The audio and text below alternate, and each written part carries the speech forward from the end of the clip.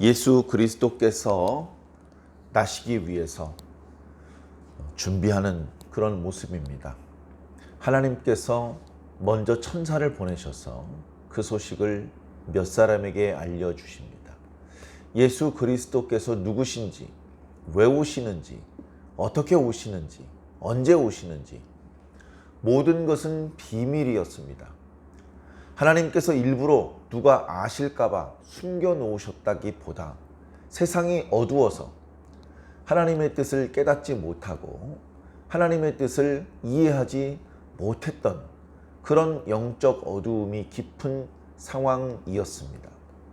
제가 알고 있는 것을 다 모은다 하더라도 하나님께서 천사 가브리엘을 사가랴에게 보내셔서 하나님의 뜻을 알리셨고, 그리고 오늘 말씀에 마리아에게 나타나셔서 당신의 뜻을 말씀해 주셨습니다.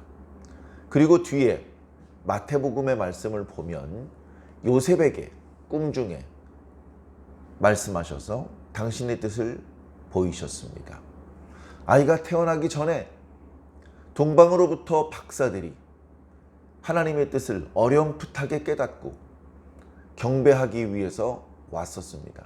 그리고 많은 천사들이 예수님께서 나시는 순간에 찬양하는 모습을 들에서 밤새 양떼를 지키며 추위를 달래던 목자들이 보고 그 아기께 경배를 하러 왔던 이야기, 이제 그게 전부 다입니다.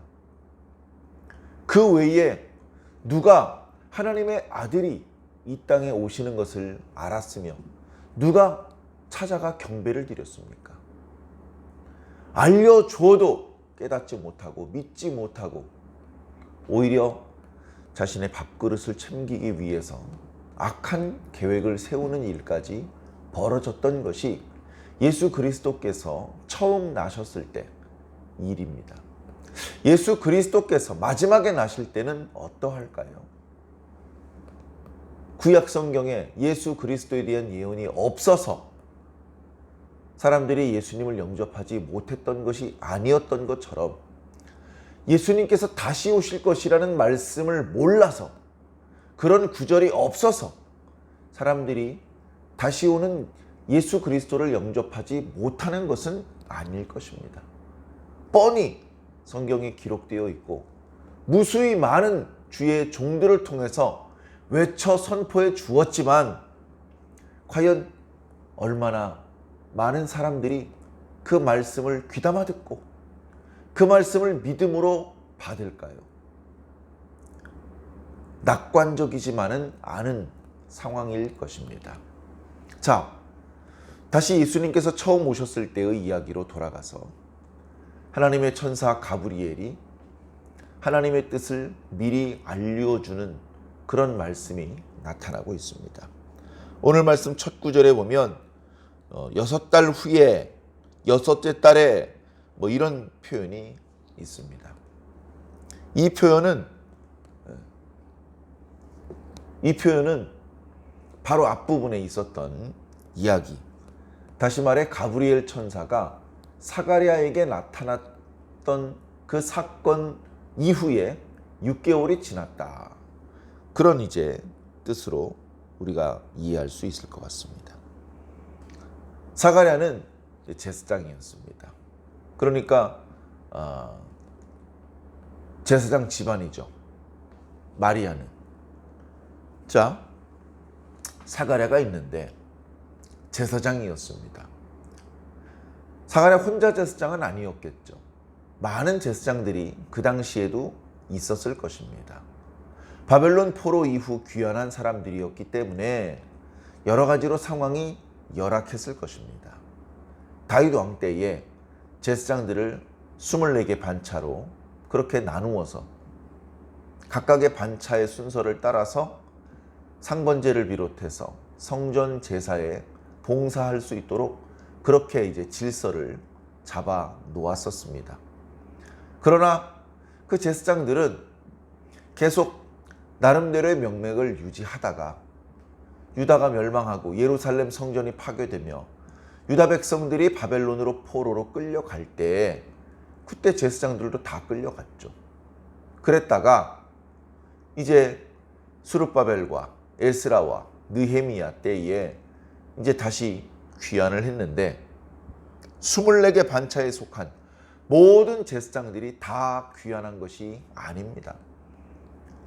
학자들의 이렇게 기록에 의하면 대충 4개에서 6개 반차에 해당되는 제사장들만 귀환을 했다고 합니다. 그러니까 이제 예전에 24개 반차의 형태를 갖추기 어려웠죠. 그러다가 나중에 그 4개 반차 또는 6개 반차의 제사장들의 그 숫자를 다시 재편성해서 24개 반차의 형태를 겨우겨우 만들어 나갔던 것 같습니다. 자, 그 중에 이제 사가랴도 1개 반차에 소속된 그 제사장이었겠죠. 이제 자기의 반차의 순서가 되었습니다. 그래서 그 번제에 봉사할 제사장들이 모였죠. 그래서 그 서너 명의 제사장들 중에서 누가 메인 제사장 역할을 할 것이며 누가 서포트하는 그런 역할을 맡을 것인지 또 제비를 뽑았습니다. 그랬더니 사가랴가 이제 제비를 뽑은 거죠. 가장 메인 제사장이 되는 것입니다. 메인 제사장은 이제 성전 바깥에 제단에서만 봉사하는 것이 아니라 성전 안에까지 들어가서 봉사를 해야 되는 그런 일들이 있습니다. 뭐 예를 들면 이렇게 순금 등잔대 기름을 보충하는 일도 해야 되고, 또 진설병에 그 진설병을 가지고 들어가서 떡상에 지난 한 주간 동안 있었던 떡은 물리고 새 진설병을 진설해야 되는 그런 역할도 있었습니다. 그래 이제 경건한 마음으로 제사를 드리고 있었죠. 참고로 이 사가랴는 다른 여타의 제사장들보다 경건한 사람이었다고 말씀하고 있습니다. 그리고 그의 아내 엘리사벳 역시 경건한 아내였습니다. 그 두 부부가 하나님 앞에 경건하고 신실했던 부부였습니다. 그런데 그렇게 신실한 부부의 가정에 하나님께서는 자식을 주지 않으셨습니다. 성경에 보면 하나님께서 의도적으로 자식을 주지 않으시는 경우들이 있었습니다. 아브라함의 아내 사레도 자식을 낳지 못했죠. 또 사무엘의 어머니 한나도 자식을 낳지 못했습니다. 그 과정에서 여러 가지 우여곡절이 생겼습니다. 사레는 자신의 몸종을 남편에게 주어서 아들을 품에 안으려고 했는데 그 과정에서 큰 분란이 일어났었고, 또 한나는 자신이 아들을 낳지 못하기 때문에 남편이 후처를 두었으며 그 후처가 아들을 낳자 자신이 괄시를 받는, 말로 다 표현하기 어려운 그 고통을 느껴야 했습니다. 그리고 그 고통은 하나님을 향한 눈물의 기도, 간절한 간구와 서원의 기도로 이어졌으며 그 기도가 응답되어서 사무엘이 태어났고, 사무엘 이후에 여러 자녀를 낳을 수 있는 축복을 얻었던 것입니다. 자, 그 누구보다도 신실했었는데 사가랴와 엘리사벳의 가정에는 자식이 없습니다.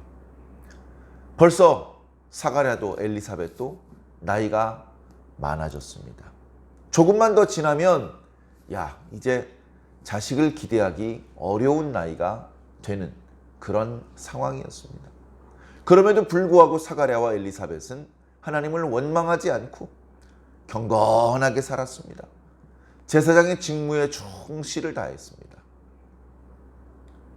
자, 그러던 어느 날 사가랴가 제사를 담당하게 되었고 제비 뽑혀서 성전 안에도 들어가야 되는 상황이 되었습니다. 성전 안에 들어갔습니다. 순금 등잔대에 등불이 있었지만 성전 내부는 어두울 수밖에 없죠. 그 어두운 성전 내부에 들어가서 그 어슴푸레하게 그저 등잔 7개의 빛으로 성전 내부가 겨우겨우 들여다 보이는 정도의 상황 속에서 제사장의 직무를 수행하려고 하는데, 그런데 그 곁에 누군가 서 있는 것을 보았습니다. 깜짝 놀랐을 것입니다. 깜짝 놀랐을 것입니다. 아무도 없는 성전이어야 되는데 텅 빈 성전에서 자신이 혼자 성전의 봉사를 마치고 나가야 되는 상황인데, 그런데 하나님의 천사가 서 있는 것을 보았던 것입니다. 얼마나 놀랐겠습니까? 또 얼마나 무서웠겠습니까? 그때 천사가 입을 열었습니다. 사가랴여, 무서워하지 말라. 너의 간구함이 하나님께 들렸다. 무슨 간구를 했을까요? 자식을 달라고 기도했겠죠. 그래서 네 아내 엘리사벳이 너에게 아들을 낳아 줄 것인데 너는 그 이름을 요한이라고 해라.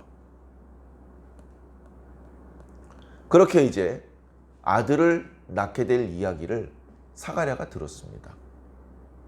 사가랴가 처음에 믿기 어려웠어요.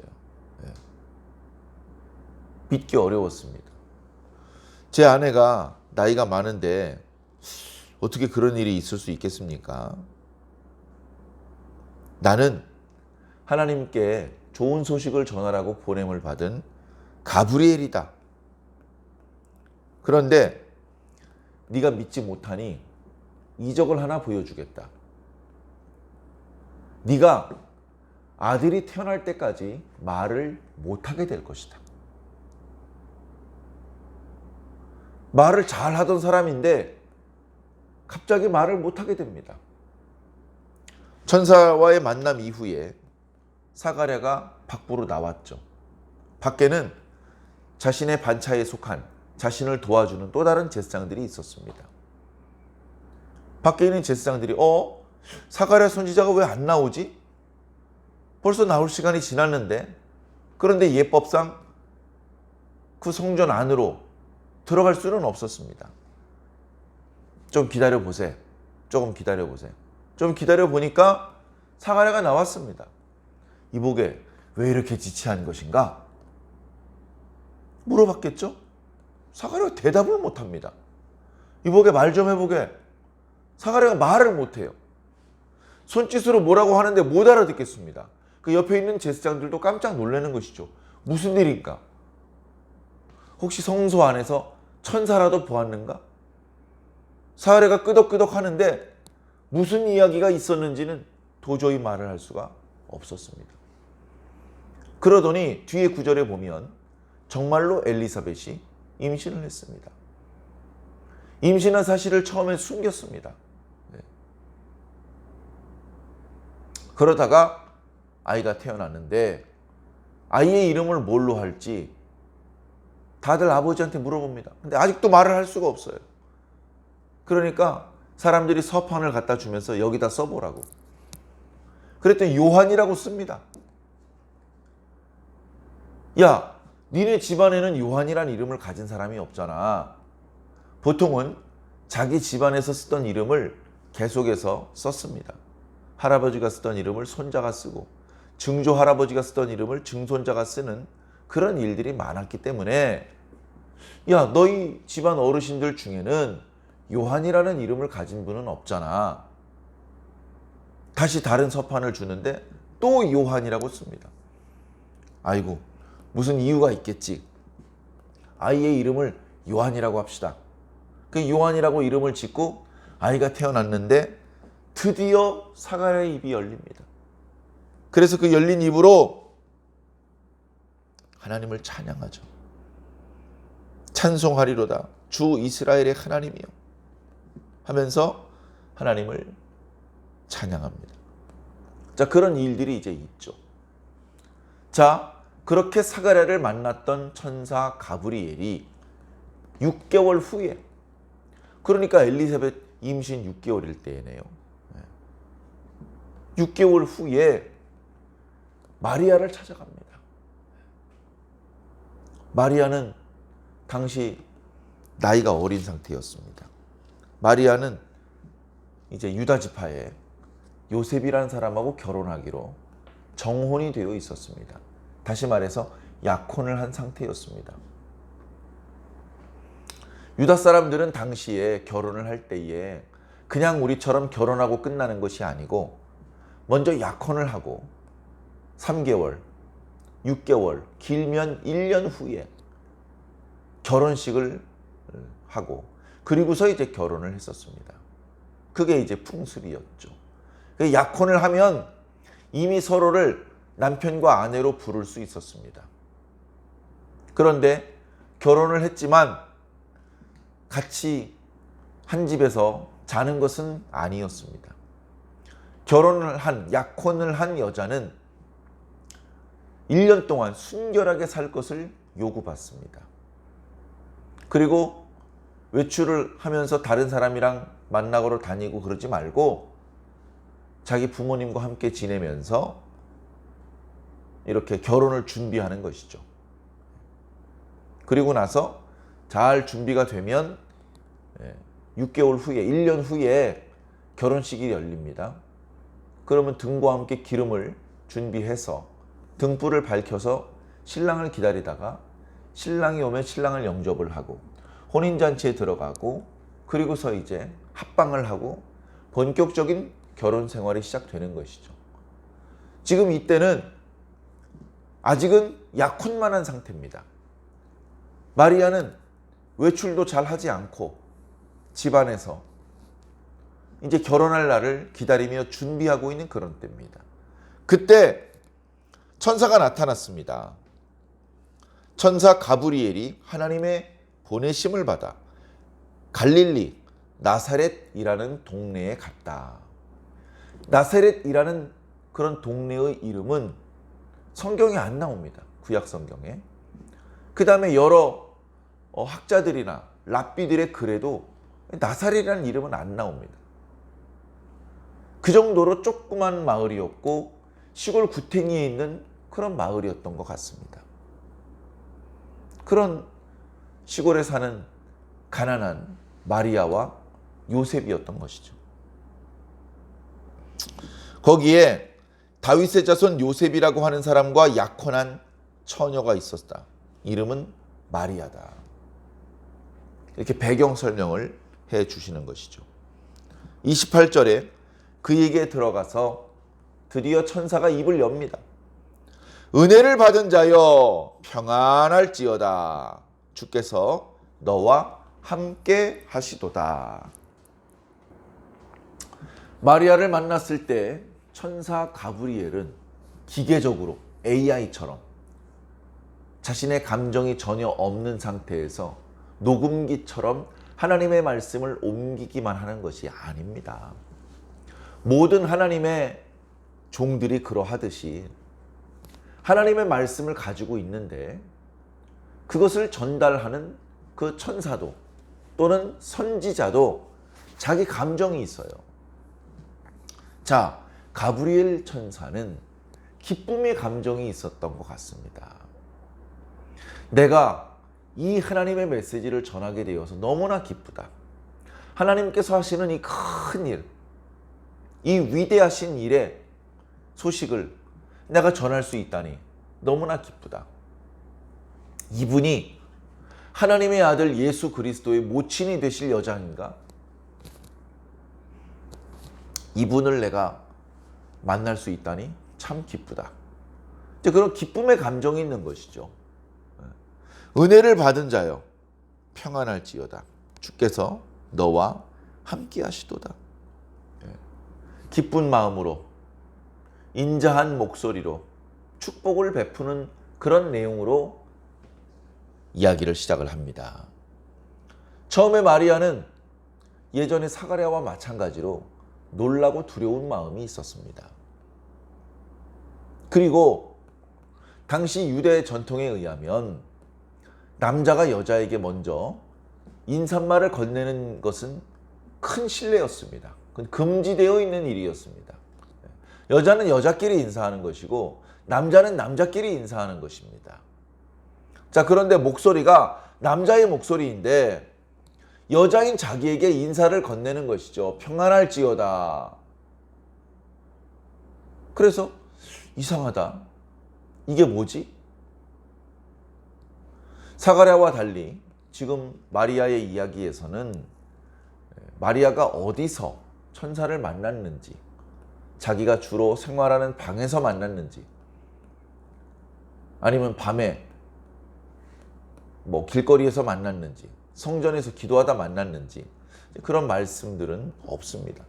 그러나 아마 마리아가 천사를 만나는 것을 그 주변 그 누구도 알 수 없는 그런 곳에서 천사를 만났을 것입니다.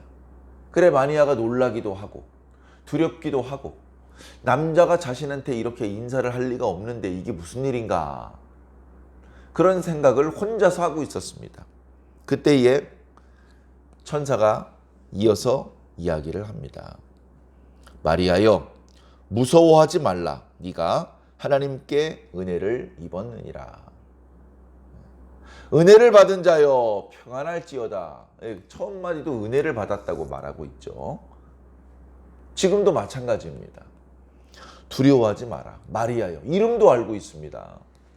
어쩌면 마리아의 두려움은 천사의 두 번째 위로의 말에도 다 가시지 않았을지 모릅니다. 내 이름을 어떻게 알지? 내가 하나님께 은혜를 입었다고? 하면서 여전히 두려움과 놀란 마음으로 천사의 말을 듣고 있었을 것입니다. 천사는 더 이상 지체하지 않고 자신이 가지고 온 소식을 마리아에게 전해줍니다. 31절입니다. 보라, 네가 잉태하여 아들을 낳으리니 그 이름을 예수라 하라.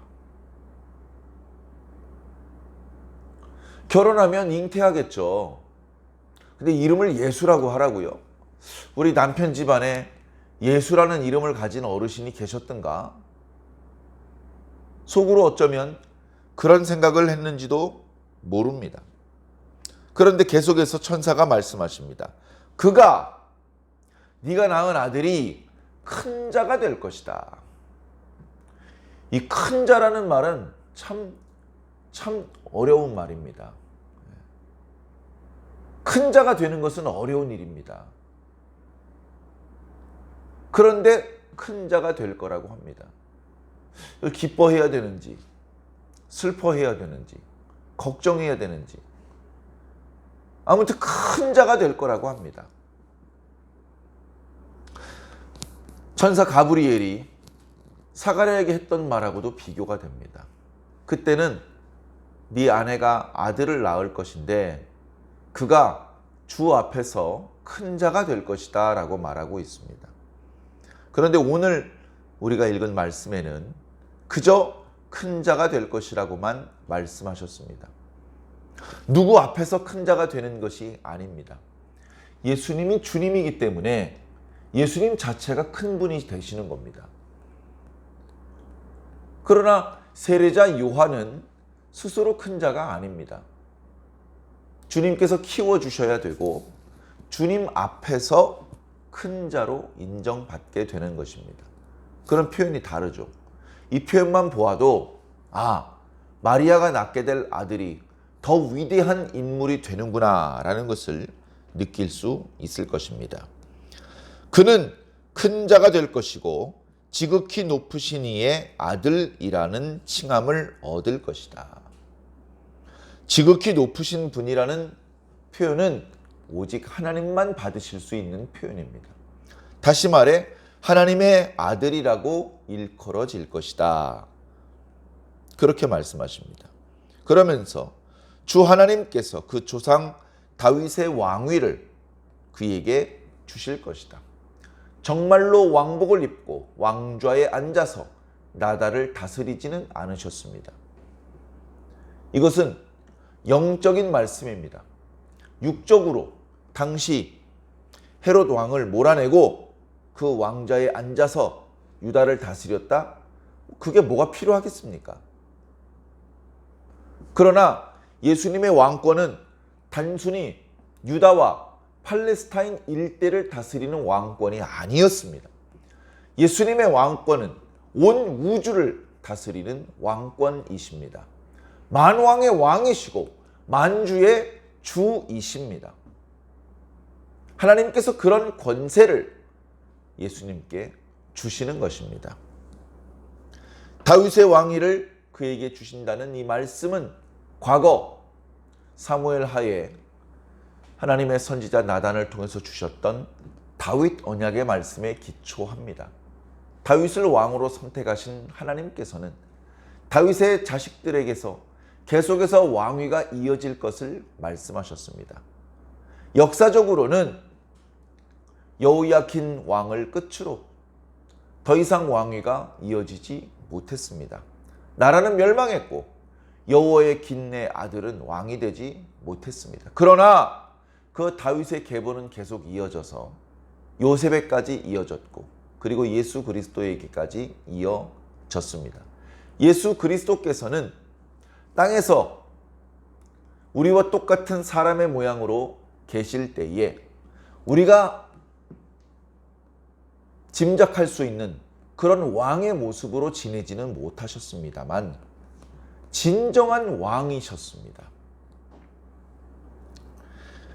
영원히 야곱의 집을 왕으로 다스리실 것이며 그 나라가 무궁할 것이다. 그렇죠. 그의 나라가 무궁할 것입니다. 일곱째 천사가 소리를 내자 큰 소리가 들리기를 세상 나라가 하나님과 어린 양의 나라가 되도다. 그 나라는 영원할 것이다 라고 요한계시록과 다니엘 선지자의 글에 말씀하고 있는 것입니다. 마리아가 숨죽이고 천사의 말을 듣고 있는데 말씀이 너무 엄청난 말씀입니다. 너무나 엄청난 말씀. 내가 아들을 낳는데 그가 왕이 된다고? 너무야 감당하기 어려운 말씀입니다. 그런데 우선 아들을 낳는 것이 현실 불가능입니다. 아니 나는 임신도 안 했는데 무슨 아들을 낳는다는 거지? 언제 결혼하고 언제 아들 낳고 아직 먼 이야기인 것 같은데 그런 생각이 들어서 마리아가 말을 합니다.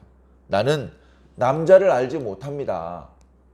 남자를 알지 못한다는 말은 처녀라는 얘기죠. 남자와 관계를 가진 적이 없다. 그런데 어떻게 이런 일이 일어날 수 있겠습니까? 천사가 대답을 합니다. 이건 남자와 관계를 가져서 잉태되는 문제가 아니다. 이 일은 하나님께서 성령으로 하시는 일이다. 성령이 너에게 임하시고 지극히 높으신 이의 능력이 너를 덮으실 것이다. 어떤 분은 여기 임한다, 덮는다라는 표현이 성관계를 그런 것을 상징하는 표현이다. 또 이렇게 말하는 분이 있는데 그 원문에 임한다, 덮는다라는 그 표현에 사용된 단어는 전혀 그런 성적인 관계를 표현하는 단어로 쓰여진 적이 없습니다. 전혀 그런 적이 없죠. 예수님께서 변화산에 올라가셔서 그 몸이 변화되신 적이 있는데 많은 구름이 예수님을 덮어서 예수님의 모습이 보이지 않게 되었다가 그 구름이 거친 다음에 다시 예수님이 보였던 그 이야기가 있습니다. 그때 예수님을 덮었던 구름, 그때 쓰였던 단어가 지금 쓰이는 것입니다. 어리석게 오해하지 않으시기 바랍니다.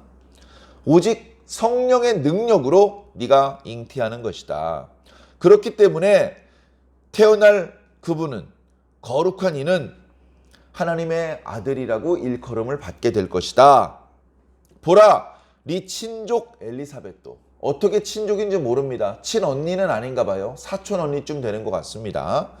그 엘리사벳도 나이가 많았지만 아들을 임신했다.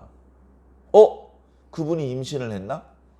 그분 나이가 꽤 많은데, 그리고 결혼한 지 꽤 오래도록 아이가 생기지 않았는데 그분이 임신을 했다고? 임신 사실을 숨겼기 때문에 처음엔 알 수 없었을 것인데 천사를 통해서 소식을 들은 것이죠. 임신을 할 수 없을 거라던 엘리사벳도 임신을 하지 않았느냐? 하나님의 모든 말씀은 능하지 못하심이 없느니라. 하나님께는 능치 못하심이 없죠. 당신께서 뜻하신 것은 다 이루실 수 있다.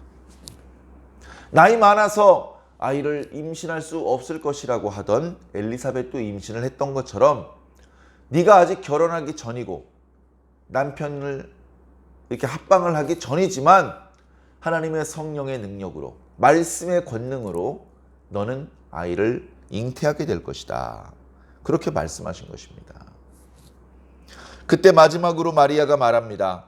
저는 주님의 여종이오니 말씀하신 대로 나에게 이루어지이다.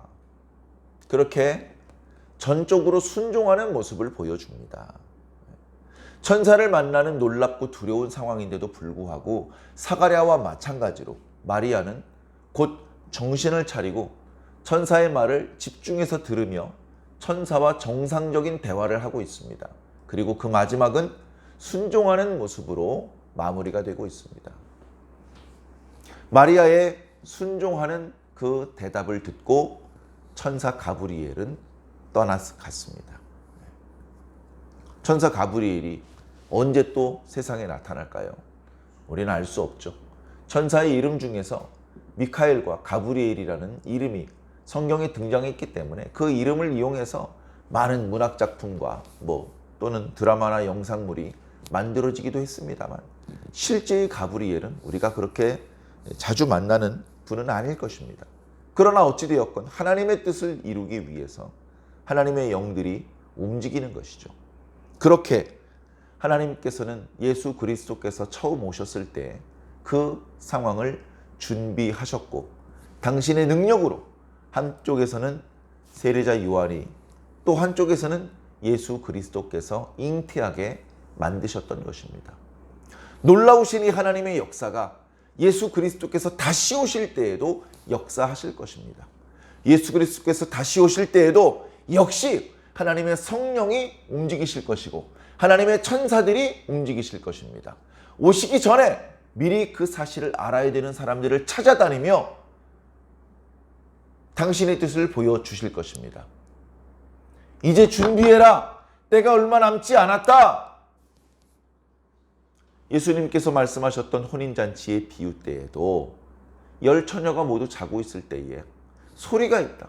신랑이로다! 라는 그런 소리가 들려서 잠자던 신부들을 깨우는 그런 일들이 있을 것이라고 비유적으로 말씀해 주셨습니다. 우리가 지금 자다가 깰 때입니다. 정신을 차리고 깨어 있어야 될 때입니다. 등과 함께 기름이 충분히 준비되어 있는지 살펴서 부족하면 얼른 준비를 해야 됩니다. 주변에 어수선한 상황에 휩쓸릴 것이 아니라 자신이 신랑을 기다리고 있는 신부라는 사실을 기억해야 됩니다. 신랑을 맞이하기에 아무런 부족함이 없는지 살펴보아야 됩니다. 그렇게 다시 오시는 주님을 영접할 준비를 하고 있을 때 우리는 기쁨으로 주님을 영접하게 될 것입니다. 신랑을 영접하게 될 것입니다. 하나님의 세계를 영접하게 될 것입니다. 예수 그리스도께서 오셨던 성탄을 준비하는 이 절기에 다시 오실 예수님을 마음속으로 늘 염두에 두시며 기억해 주시기를 주님 이름으로 간절히 부탁을 드립니다. 아멘.